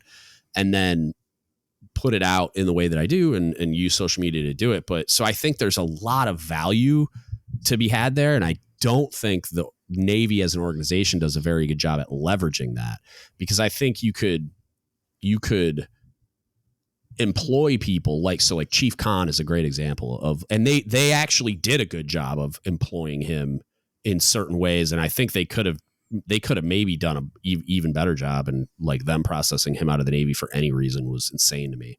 And if he wasn't immediately offered a job to do the same thing he's been doing, like as a civilian, it's like nuts to me. But he was real vocal advocate of mental health, and he was really, really great at it. And it's like, so why aren't we like leaning into that? Like put him on a platform and use every mechanism at your disposal to like amplify his voice. And they kind of did, like, to their credit, like they definitely made some moves with him that were really smart and I thought were great. But it's like, there are people that exist that would be the perfect person to be like running a Navy leadership development podcast. And I'm not auditioning for the part. Trust me. Like I'm on my way out to, like, if they wanted to let me work remotely and be involved in some way and like revamping or like doing like ELD stuff or whatever, I would do it for the Navy. I would probably do it, but like, I'm not trying to like turn this into a Navy sponsored podcast. Like because I want to talk about too many challenging leadership topics that I don't think they want to talk about. And I'm excited about retiring because then you have that opportunity. The leash is off. Yeah. Like then I can do whatever I want. But yeah, I think there are definitely people out there, and even if they're like retirees or whatever, like Paul Kingsbury is a great example of like somebody that like he worked for USNI and did the Proceedings podcast stuff, but it was all very like it's very regimented in a sort of way. And a lot of the Proceedings podcasts, like they spent more time like setting the topic up than they did actually talking about it. It wasn't long form, didn't get deep into stuff, or didn't like tackle some of the more some of the more challenging things, to where it's like the people that are digesting that aren't going to get the same value, and you're definitely not reaching junior sailors, at least not many. And so it's like, I feel like we could be leveraging YouTube and podcasts and Instagram and TikTok and all the TikTok, maybe not, because apparently it's like a Chinese run spy thing or some crap, but like whatever, you know what I mean? Like the ones that are viable, you could use a lot of those platforms to do a lot of really valuable things. And I think one of the best examples, and I'm not saying like, I'm going to say this and people are going to collectively eye roll across the whole Navy, but like if you follow any Navy recruiters nowadays, and Chief Khan was a big catalyst for this, was if you follow Navy recruiters on social media, it's like they're not only are there a bazillion of them, but like they're super active and they leverage like the latest trends. Like if there's some 100%. Stupid challenge going on, they'll do that, or they do TikToks, or they do whatever. And it's like, it's young people reaching young people through the platforms that they use. It's like, it's brilliant. And it's like I don't know how effective it is, but I can't imagine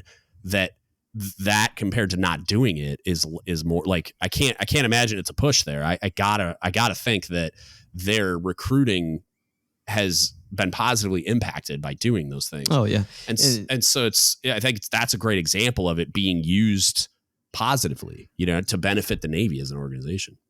And that's one of the things coming full circle again is being able to change with the times, like the things that we were talking about earlier.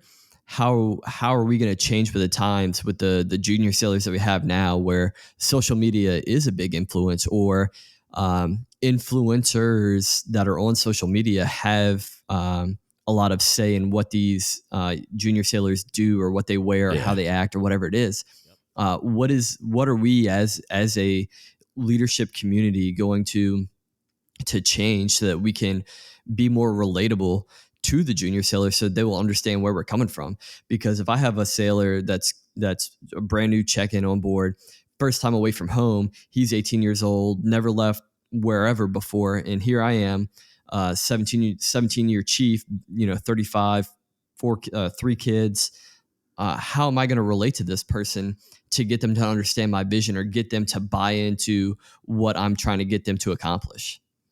Right. Yeah. And I think that like at least being aware of those things is really important, like so that you can relate to them in those ways. But like, I don't know that I'm ever going to be able to connect with an 18-year-old TikToker in certain ways, right? Like I'm never going to be super active on TikTok. Yeah. I don't think. No, like, I mean, that's understandable.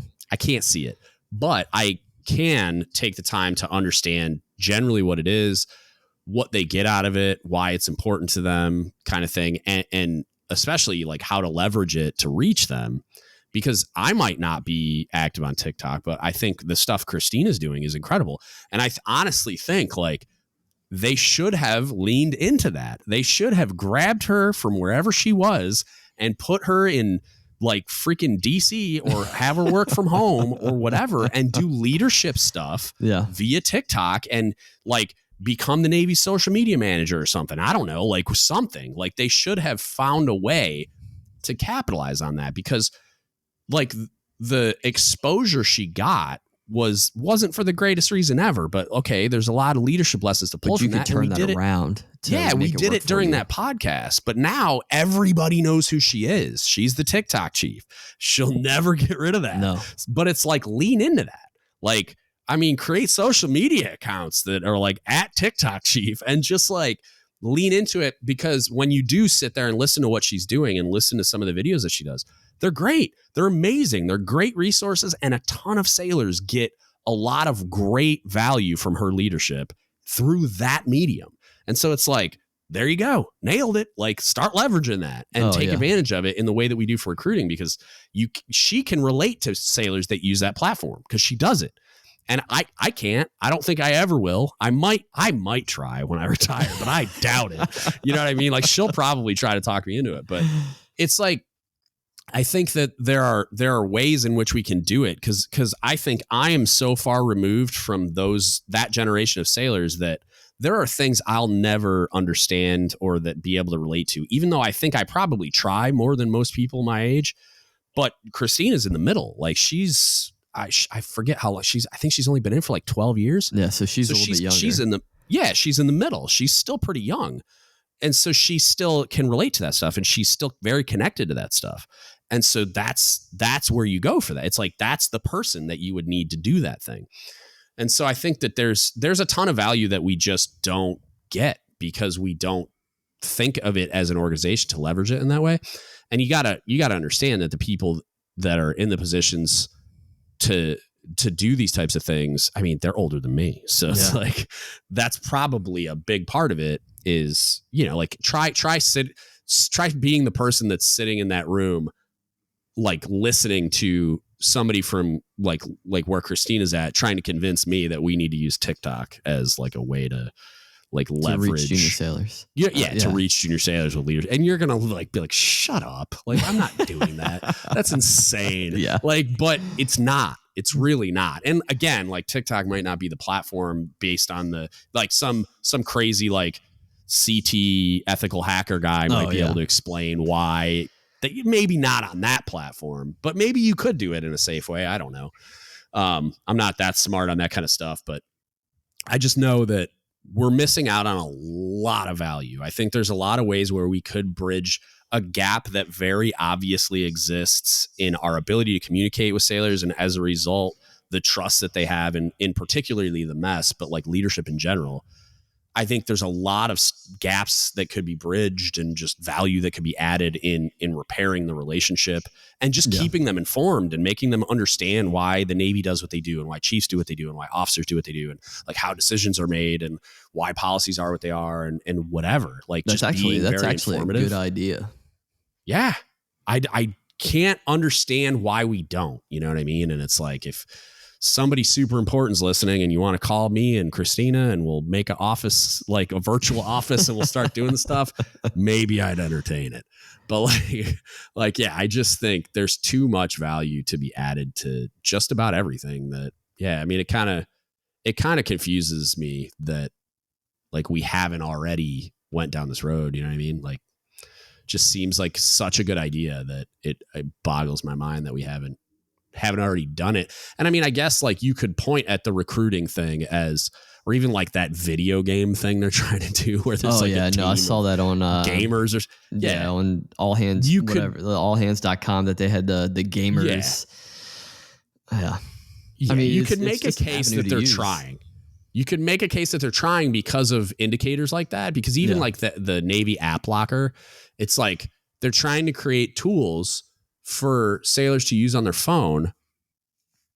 And so they have all these apps and it's like, okay, almost none of them are valuable except for like the PRT calculator and like it's like the Navy Cool app, which I don't think anybody really is that aware of that app, but on there you can like access your bibliographies and your enlisted career paths and stuff like that. So there's value there. I think the NFAS one is the most valuable. Good night. So you can verify NFAS, but it's like go on your phone and update your NFAS so that we can leave today. Yeah, and a lot of people, like I remember I did you have to do all this weird stuff with like Okta Verify and all this other crap to be able to you can log into My Navy portal from your phone.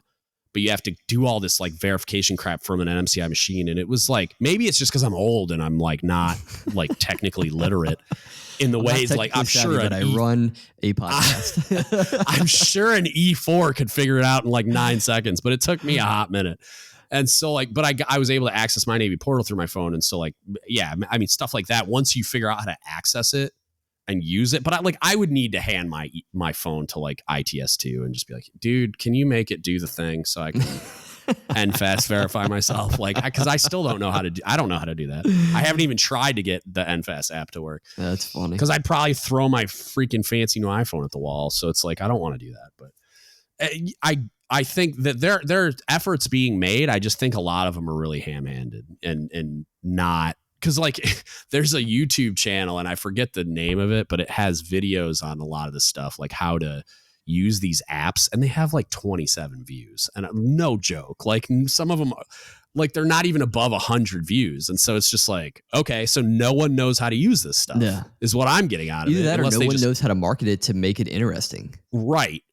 And but I feel like a lot of it, it's like there's freaking how many apps I'm about to look. Like, how many apps do I have in this Navy folder? Probably a bunch. Because it's a ton. And it's like, you're telling me this couldn't be 2 or 3 apps? Like, you're telling me like so there's 9. Well, I got the proceedings thing in here. So let's call it 8.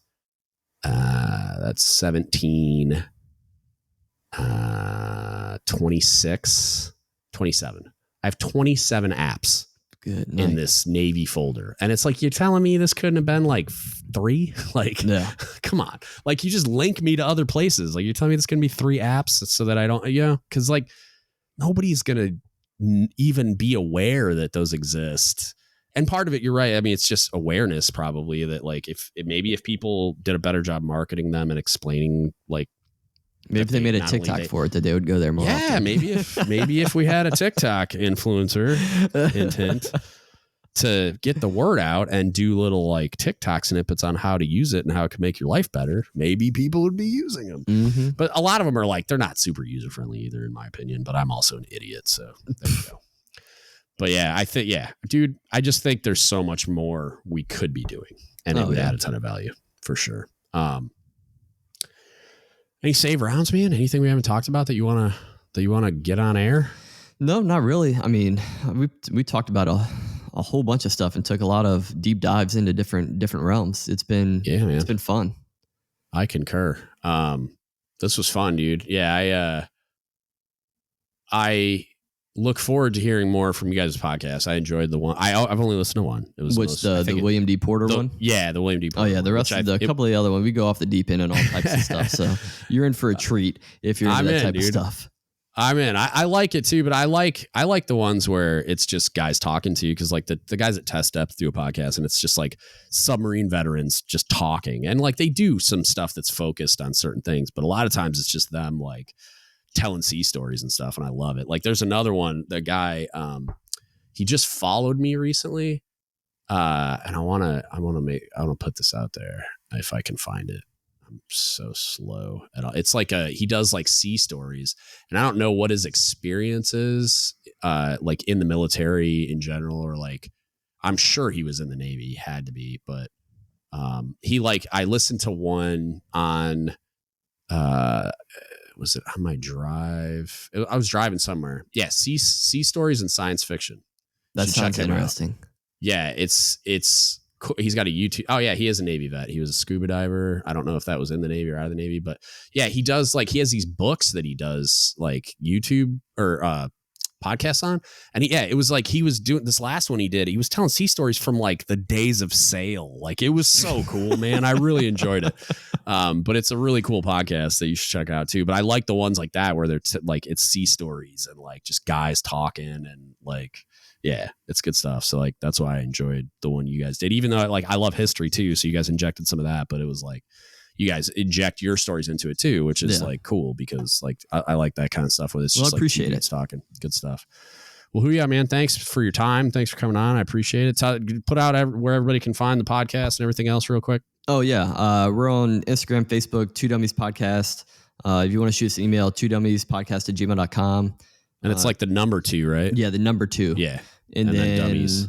Apple, Spotify, Stitcher, Podcaster. It's 2 Dummies and a microphone. And then later on down the line, it'll be Idiot Friends. But that's probably next month sometime. Podcast. Yeah. Well, hell yeah, man. I appreciate your time, and thanks for doing this. Yeah, no problem. Thanks for having me on. All right, I hope you guys enjoyed that. I definitely did. It was a lot of fun, and he's local, so probably going to be one of the first people I actually do a podcast in the same room with as we start to do other things. I'll probably drag him on for like a Goats After Dark or something, but definitely we'll hear from him again. Had a lot of fun doing it. If you need anything from us, as always, hit us up. Don't Give Up the Ship Podcast at gmail.com. You can Facebook message us, Don't Give Up the Ship Podcast, or you can DM us on Instagram, Reddit, Discord, or probably 10 other things at dgutspodcast. And if you would, give us a like, share, subscribe, and review on all the platforms for all the things like iTunes, Facebook, everything. Give us a review or like, share, subscribe, all those things. It helps us beat the algorithms and get the word out to everybody that's looking for something like this. And then if you also would, we launched an apparel brand that's kind of functioning as a sponsor for us right now. It's at dgutspodcast. or Don't Give Up the Ship Apparel on Facebook, and then dgutspodcast.com. You can go there. We put a lot of effort and time into a lot of really cool pride and heritage gear that you'll actually wear in public. So check that out, dgutspodcast.com, and get yourself some cool gear and support a worthy cause. It's a for-profit enterprise, full disclosure. Not that I'm making a profit right now, but that's the goal. But it also supports the podcast. So if you would do that, we would really appreciate it. And that's it. That's what I got for you today. Thank you so much for listening, and don't give up the ship.